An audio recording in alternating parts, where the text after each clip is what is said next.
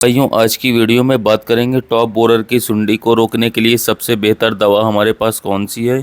इसके साथ साथ गन्ने की फसल के अंदर अच्छा फुटाव किस तरीके से देखने को मिलेगा।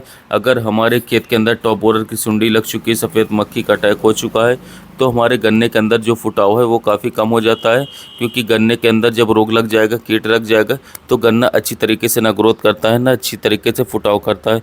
तो यहाँ पर मैं आपको 2 से लेकर के 3 ऐसे खाद बताऊँगा जिनसे टॉप बोरर की सुंडी भी खत्म हो जाएगी, सफ़ेद मक्खी का अटैक खत्म हो जाएगा और गन्ना अच्छी तरीके से बढ़वार करेगा, अच्छी तरीके से फुटाव करके चलेगा। तो आपको क्या करना है, सबसे पहले तो हमें ध्यान देना है कि हमें कोई ऐसे कीटनाशक का उपयोग करना है जो हमारे गन्ने के अंदर टॉप बोरर की सुंडी को अच्छी तरीके से कंट्रोल कर सके, सफ़ेद मक्खी के खात्मे को अच्छी तरीके से कर सके। कहीं कहीं पर पायरिल्ला का अटैक अब भी है। वैसे पायरिल्ला इस समय पर लगभग 80% तक खत्म हो चुका है, लेकिन फिर भी अगर खेत के अंदर है तो वो भी इससे ख़त्म हो जाएगा। तो इसके लिए आप लोगों को सबसे पहले क्या करना है, सबसे पहले आप लोगों को एफएमसी कंपनी की जो साथियों एक दवाई है साथियों, टोवेंटो दवाई आई है, इसको उपयोग करना है। इसके लिए मैं पहले वीडियो बना चुका हूँ, बहुत ही शानदार वाले रिजल्ट टोवेंटो के किसान भाई एफएमसी के निकाल करके आए हैं। तो टोवेंटो का स्प्रे यदि गन्ना हमारा पौधा हो या फिर गन्ना हमारा पेड़ हो, दोनों में से कोई सा भी गन्ना क्यों ना हो साथियों, दोनों में यदि आप इसका स्प्रे करेंगे तो बहुत ही शानदार वाले टॉप क्वालिटी के रिजल्ट आपको देखने को मिल जाएंगे।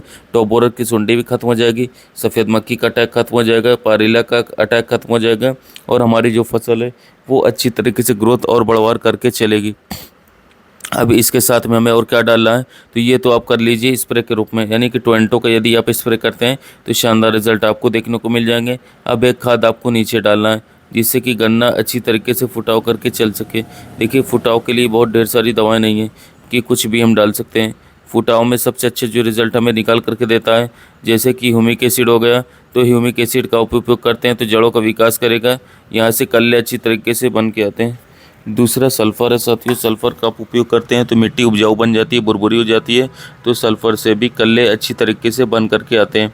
इसके अलावा साथियों जितने हमारे सीवेड एक्सट्रैक्ट हैं, इफ़को की सागरिका हो गई, इसके अलावा साथियों धनजाइम गोल्ड हो, बायोवीटा हो, कुछ भी हो, इस तरीके के जितने भी सीवेड एक्सट्रैक्ट हैं, ये भी किसान साथियों गन्ने की बढ़वार करने में, पोंगे बढ़ाने में, कल्ले बढ़ाने में, फुटाव बढ़ाने में बहुत ही अच्छे रिजल्ट ही हमें निकाल करके देते हैं। तो इनमें से किसी भी एक का या फिर 1 से 2 का आप उपयोग कर सकते हैं।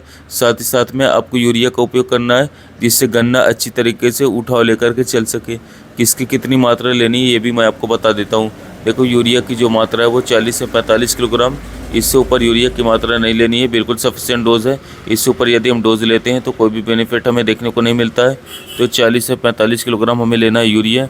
दूसरा सीवीड एक्सट्रैक्ट में चारों में से कोई सा आप ले लीजिए, उसकी मात्रा 8 से 10 किलोग्राम प्रति एकड़ के हिसाब से ले लीजिए। जैसे कि साथियों सागरिका जैसे आ रही, सागरिका 10 किलोग्राम आप ले लीजिए। सागरिका साथियों 10 केजी बहुत ही अच्छा साथियों रिजल्ट देगा आप लोगों को। साथियों इसके अलावा पीआई का बायोवीटा ले सकते हैं 6 किलोग्राम प्रति एकड़, तो आप सागरिका या बायोवीटा में से एक का ले सकते हैं उपयोग।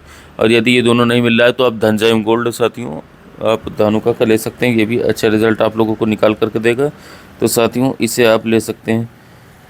तो साथियों इस तरीके से तीनों में से एक ले लीजिए। इसके साथ में किसान साथियों आप जो है सल्फ़र की मात्रा साथियों 4 किलोग्राम प्रति एकड़ के हिसाब से साथियों ले सकते हैं, जिससे कि साथियों मिट्टी भरपूरी हो जाएगी, उपजाऊ हो जाएगी और बहुत शानदार तरीके से साथियों कल्ले बनाने में हमारी शानदार मदद करेगी। चौथे खाद के रूप में हमारा ह्यूमिक एसिड आता है, तो ह्यूमिक एसिड को आप लोगों को इस समय पर नहीं मिलाना है, इसे आप अगले पानी पर या फिर अगले खाद में मिला करके डालेंगे, तब आपको बेहतर और ज़बरदस्त रिजल्ट मिलेंगे। क्योंकि आप सबको एक साथ मिला करके उपयोग करेंगे तो अच्छा रिजल्ट आप लोगों को देखने को नहीं मिलता है। तो आप इस तरीके से चेंज करके भी काम कर सकते हैं साथियों। तो आपको मेरी वीडियो कैसी लगी है आप नीचे कमेंट सेक्शन में बता सकते हैं। वीडियो पसंद आई हो तो वीडियो को लाइक करें, चैनल को सब्सक्राइब किए। साथ ही फिर मिलेंगे एक नई वीडियो में नए टॉपिक के साथ।